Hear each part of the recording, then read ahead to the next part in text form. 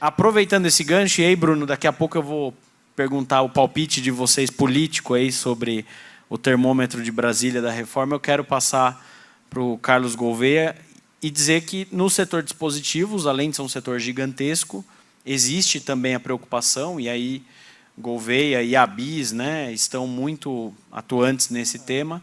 O que você traz de número, Gouveia? A gente tem aí alguns números, qual que é a preocupação? A gente está preocupado aqui, mas queria que você dividisse com a gente um pouco do que a BIS já tem de dados. Bom, Bruno, mais uma vez, antes de começar, até muito obrigado pelo convite. É uma honra estar aqui com vocês, com o Sérgio, com todos os amigos aqui da Abraide, com o Bruno Sobral também, e obviamente com a CN Saúde, e o secretário que já saiu. Mas, antes de mais nada, é fundamental ter uma dimensão de qual é esse mercado. O mercado que a BIS representa, ele está simbolizado por mais de 17 mil empresas no Brasil, de forma direta. Se a gente for analisar em termos de empregos, são mais de 160 mil empregos. Dispositivos médicos, todos nós temos contato com um várias vezes por dia. São mais de 500 mil itens de tecnologia médica. A gente brinca que do primeiro respiro ao último suspiro, você está constantemente com algum dispositivo médico, um diagnóstico, e que são itens essenciais. E dentro desse critério de essencialidade é que a gente tem que observar realmente essa discussão da reforma tributária. Em termos de procedimentos, só para vocês terem uma ideia, ano passado nós tivemos mais de 12 milhões de procedimentos no SUS, todos com algum tipo de dispositivo. Mais de 5 milhões de cirurgias, e isso porque as eletivas ainda não estavam acontecendo na sua plenitude.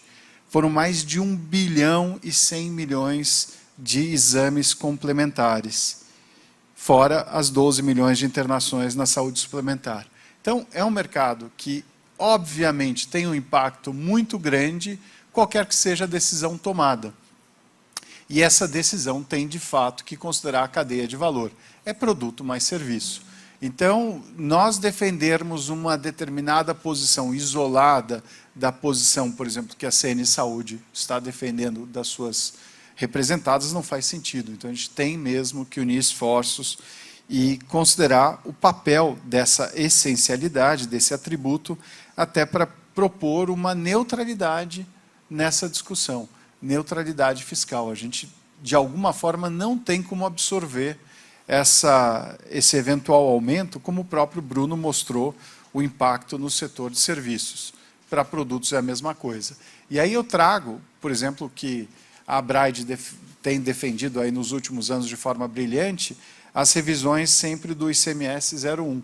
Né? E houve um estudo muito interessante que foi feito, que caso houvesse o reajuste do valor pela não renovação, a gente não está falando do aumento, simplesmente não renovar aquele protocolo do ICMS 01 de 99. Isso teria um impacto no SUS de 3 vezes o aumento, o montante da renúncia fiscal.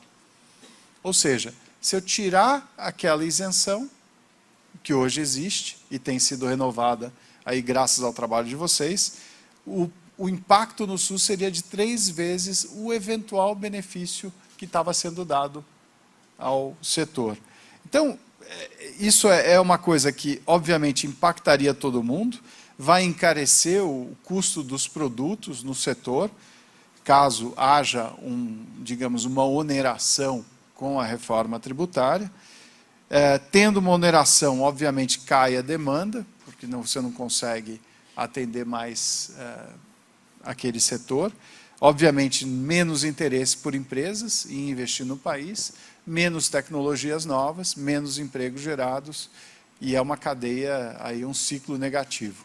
E lembrando que o nosso setor, ele se prima por empregos com salário médio acima do resto do mercado, com alto conhecimento, alto preparo, e que isso, obviamente, traz um benefício para o país como um todo, roda toda a economia. É a academia, é o setor industrial, é o setor de serviços, todo se beneficia com essa dinâmica que a gente acaba proporcionando. E fora, e aí acho que o próprio secretário, ou alguém aqui já comentou, que o próprio setor público, o SUS, não teria como absorver, eventualmente, esse contingente de pessoas, e a gente está falando só de 30 e tantos % do mercado, mas são 50 milhões de pessoas que hoje dependem da saúde suplementar. Qualquer migração num volume maior não seria passível de ser absorvida. Então, eu acho que tem aí pontos muito importantes. A reforma em si, ela é necessária, a reforma tributária ela tem que vir.